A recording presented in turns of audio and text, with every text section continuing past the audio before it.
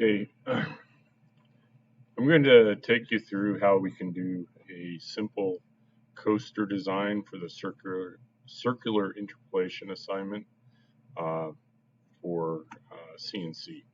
So this is right now this 3x3 blank, just like we did the square ones, and uh, kind of a good just pattern to do. On this assignment, I don't want you to get too complicated, so we're going to minimize the number of arcs and the number of lines. So do something like 3 to 4 arcs. That would include like a full circle is actually 2 arcs. And then not including the cut on the outside, no more than say 6 lines or something like that. But to do this on AutoCAD, the nice thing about this, we can get the coordinates right off of here without going like doing the measuring on graph paper like we did the straight line interpolation. So this to get you started on AutoCAD. This is 2018, just like on your workstations, you have AutoCAD Lite on your devices, and the same program will work. It works basically the same. So I'm going to start with a new drawing by coming up here to New, and then hopefully, there we go. And then let's do the standard AutoCAD.dwt. Now the file extension might not show on yours, so it might just say AutoCAD. And then hit open, and it opens a blank drawing. And we can come here and up to the what I call the big A. Let me do that again. Just don't double click on it twice, or it'll close you out of the program.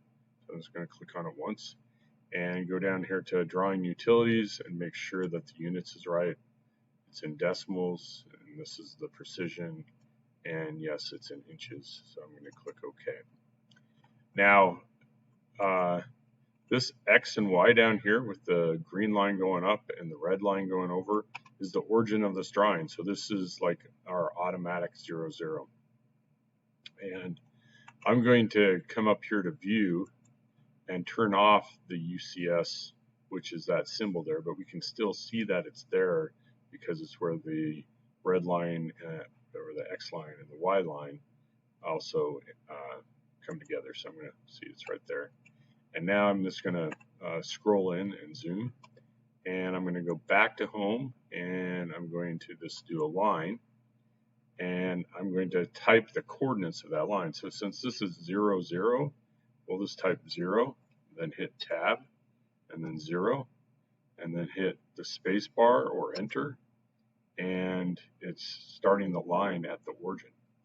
The other thing we can do is come over here and restrict the cursor to orthogonally, and so it will only draw straight lines. So now it's only drawing a straight line.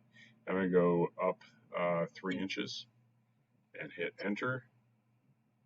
Zoom out a little bit and do 3 inches, hit enter, go over, down, and hit 3 inches, hit enter, and then I'm going to come over here 3 inches.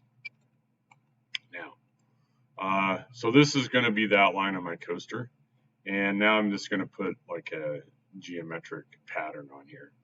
Now, this to keep things simple, to make the arcs, I'm going to use circles and then trim out the circles, so you know. So I'm going to do something really simple. I'm going to do a line right now just for reference because I want to put my design in the very middle. So I just did a line, and I'm going to type MID spacebar for mid, and I get that triangle symbol there. I'm going to come over here and hit PER for perpendicular, and we get this perpendicular symbol here. And then I'm going to use the offset tool, which is right up here, and I'm going to click on that, and I want to offset this over. I'm going to go over 0.75. So, and it says through, that's where we're gonna just type 0.75 for 3/4 of an inch, and click on the line and move to the inside, and click on the line and move to the inside. Now I'm going to do a circle. This is based on radius, so I just did circle. We can do a diameter circle, but it's defaulted to radius. And I'm going to make that circle, I go 0.5, so it's like an inch. And I'm going to do another one just like it, right here, 0.5. And then I'm going to do a line from here to there, another line here to here. Now, it just looks like I have two circles and some squares and some sections and whatnot. Now, I'm just going to get rid of these lines that I used to reference and these lines right here. So that's just selecting them and hitting delete or erase. And I'm going to now use the trim tool, which is up here. I'm going to click on trim and then hit the space bar and trim that away. And now it's in that mode, it'll trim that away. So now I have two arcs and two lines. And like I said, we're just going to do some basic geometric construction here. I don't want to get fancy. I just want to teach you on this how to get coordinates for a circular drawing. You can come up with whatever drawing you want, but still keep it in a 3x3 square. Now, I'm going to do just one other arc. In fact, what I'm going to try is, I'm